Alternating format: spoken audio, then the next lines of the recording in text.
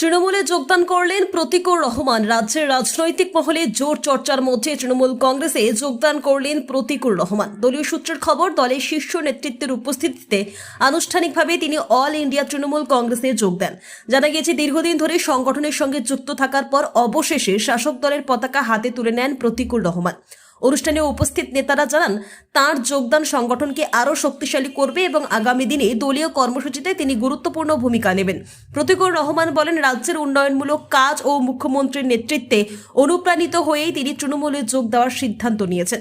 মানুষের পাশে থেকে কাজ করাই তার মূল লক্ষ্য বলেও জানান তিনি। রাজনৈতিক বিশ্লেষকদের মতে আসন্ন নির্বাচনের আগে এই যোগদান যথেষ্ট তাৎপর্যপূর্ণ বলেই মনে করা হচ্ছে।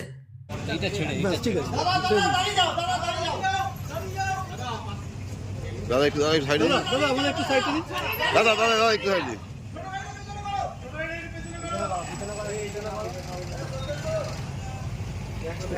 দাদা আপনার একটু